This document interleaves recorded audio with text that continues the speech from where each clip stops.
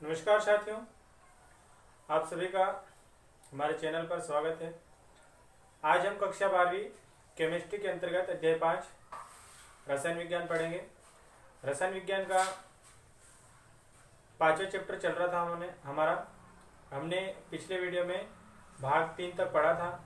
यदि आप चैनल पर नए हैं तो चैनल को सबसे पहले सब्सक्राइब कर लें और उसके बाद में भाग 1, 2 और 3 पढ़ लें। उसके बाद में भाग 4 पढ़ें, आपको अच्छे से समझ में आएगा।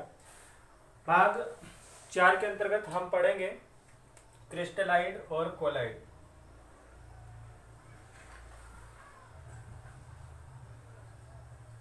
क्रिस्टलाइड, अगर आप प्रश्न बनाना चाहें इसको तो प्रश्न के रूप में क्या बनेगा, क्रिस्टलाइड किसे कहते हैं, या फिर कोलाइड किसे कहते हैं, या फिर क्रिस्टलाइड और कोलाइड को परिभाषित कीजिए। आप प्रश्न को किसी भी आधार पे बना सकते हैं। तो प्रश्न अगर बनाना चाहें तो ऐसे बना सकते हैं, क्रिस्टलाइड और कोलाइड को परिभाषित कीजिए। उसके बाद में उत्तर आएगा इसका क्रिस्टलाइड। क्रिस्टलाइड क्या होता है, जैसे हमने ये पानी बर्तन लिया और इस बर्तन में हमने पानी लिया। पानी में अगर हम कोई पदार्थ डालते हैं, जैसे हमने शक्कर डाली, शक्कर तत्काल तो नहीं घुलेगी, लेकिन जब उसको हिलाएंगे थोड़ी देर बाद शक्कर क्या होगी, पूरी तरह से घुल जाएगी। और पूरी तरह से घुल जाएगी उसको हम एक अर्धपारगम्य झिल्ली आती है, उस अर्धपारगम्य झिल्ली को हम इसके जैसा मान लें, जैसे ये मान लिया हमने। तो पानी को अगर हम यहाँ पे डालेंगे तो ये कपड़े के आर पार निकल जाएगा, पानी निकल जाएगा। तो इसी प्रकार से अर्धपारगम्य झिल्ली के अंदर पानी को डालेंगे तो अर्धपारगम्य झिल्ली के अंदर से भी पानी निकल जाएगा। अगर हमने इसमें शक्कर डाली, क्या डाली हमने, शक्कर डाली, शक्कर, शक्कर का सूत्र सबको पता होगा, C12H22O11, ये शक्कर का सूत्र होता है। शक्कर के स्थान पे हम नमक डाल दिया, मान लो NaCl, नमक NaCl, तो भी नमक भी क्या होगा, इस पानी में घुल जाता है। और इसके कण इतने बारीक हो जाते हैं कि वो दिखाई नहीं देते हैं, और साथ ही साथ अर्धपारगम्य झिल्ली में से ये गुजर सकते हैं। तो ये जो पदार्थ है जिनको हम पानी में डाल रहे हैं और पानी में आसानी से घुल जाते हैं या आसानी से वितरित हो जाते हैं, ऐसे पदार्थों को बोलते हैं क्रिस्टलाइड। तो क्रिस्टलाइड की परिभाषा कैसे लिखेंगे, वे पदार्थ जिनका जलीय विलयन बनाने पर आसानी से वितरित हो जाते हैं, या वे पदार्थ जो विलयन में आसानी से वितरित हो जाते हैं, उन्हें क्रिस्टलाइड कहते हैं। एग्जाम्पल में लिखेंगे तो क्या लिखेंगे, एग्जाम्पल में नमक लिख लेंगे, शक्कर लिख लेंगे, ग्लूकोज लिख लेंगे।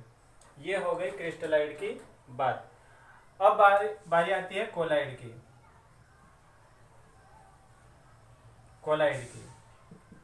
कोलाइड किसको बोलेंगे, अगर हम कोई पदार्थ यहाँ पे डालते हैं, इसमें हम कोई पदार्थ डालें, जैसे गोंद,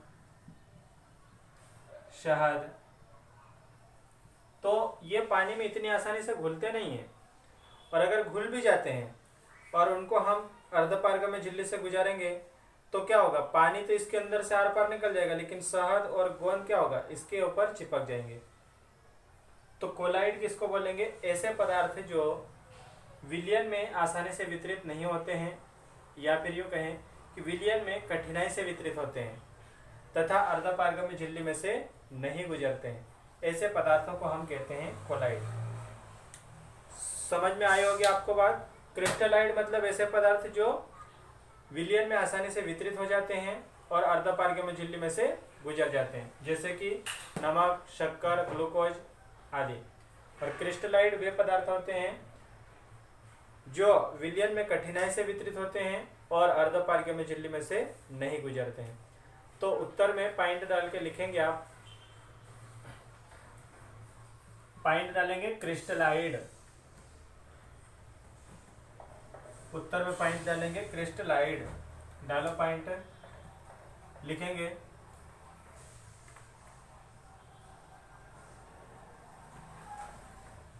वे पदार्थ जो विलयन में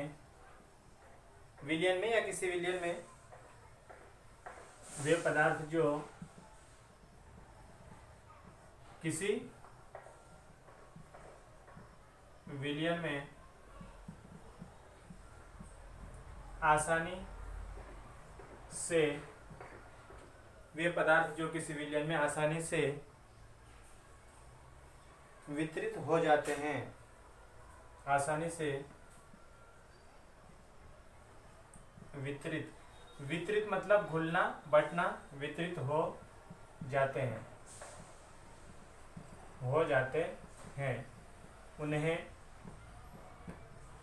क्रिस्टलाइड कहते हैं।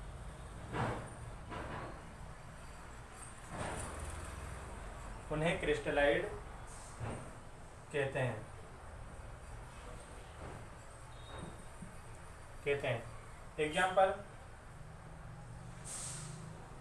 एग्जाम्पल में लिखेंगे हम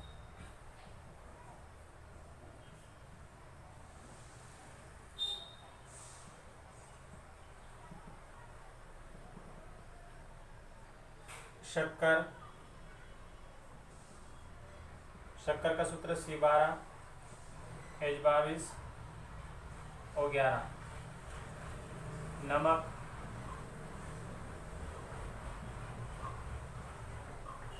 नमक का सूत्र NaCl।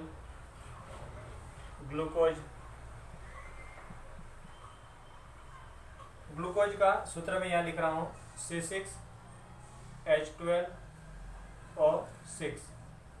ये हो गया क्रिस्टलाइड की परिभाषा हो गई, क्रिस्टलाइड के उदाहरण हो चुके हैं।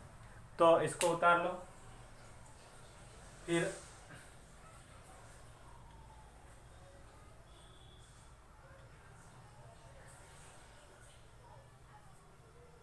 वे पदार्थ जो किसी विलयन में आसानी से वितरित हो जाते हैं, उन्हें क्रिस्टलाइड कहते हैं।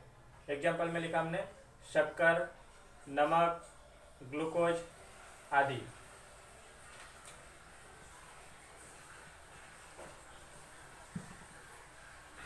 यदि लिख नहीं पा रहे हो तो वीडियो को रोक के लिख लेना।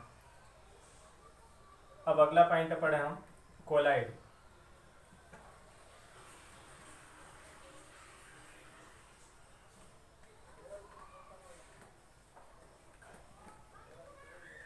कोलाइड की परिभाषा क्या हो जाएगी?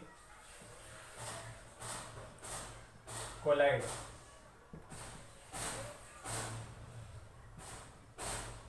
वे पदार्थ जो किसी विलयन में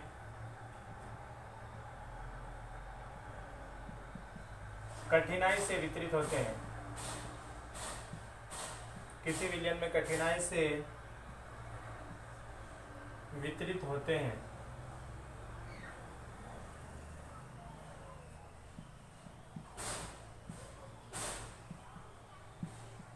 तथा अर्ध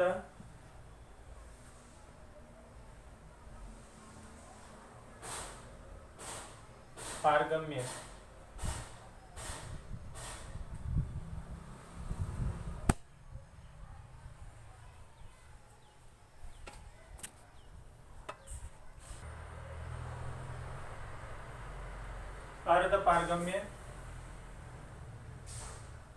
झिल्ली से नहीं गुजर सकते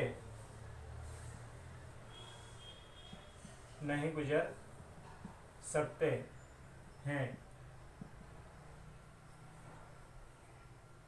वे पदार्थ जो किसी विलयन में कठिनाई से वितरित होते हैं तथा अर्धपारगम्य झिल्लियों से नहीं गुजर सकते। क्रिस्टलाइड में हमने लिखा था कि वे पदार्थ जो किसी विलयन में आसानी से वितरित होते हैं।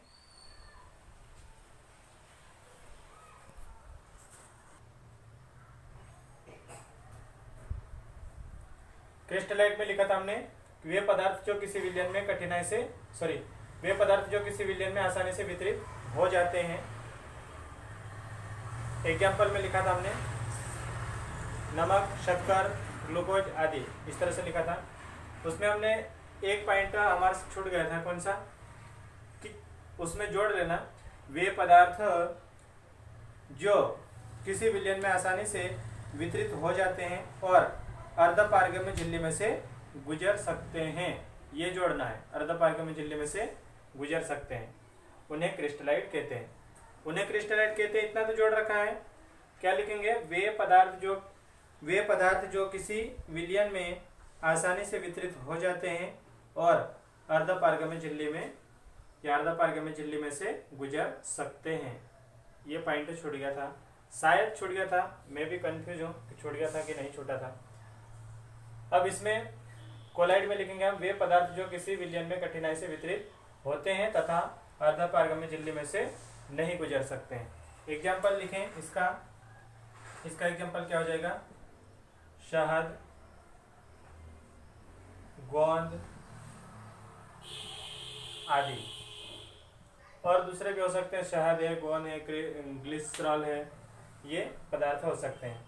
तो इसका लिखो, फिर अगला देखें हम।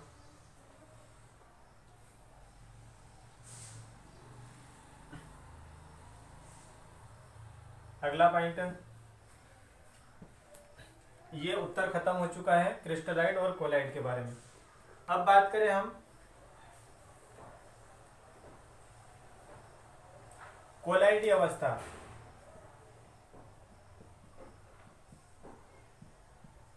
कोलाइडी अवस्था क्या है, कोलाइडी अवस्था क्या है। कोलाइडी अवस्था की बात करें हम,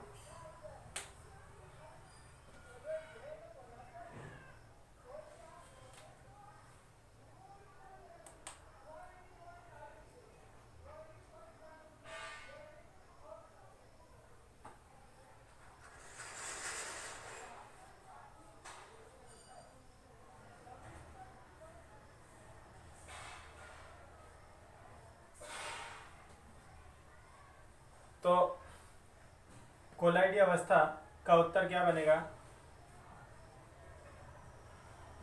वे पदार्थ जिनके कणों का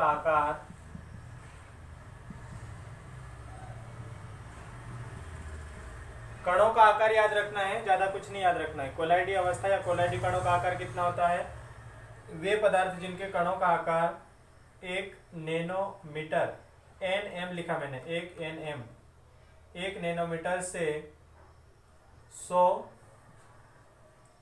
नैनोमीटर तक होता है।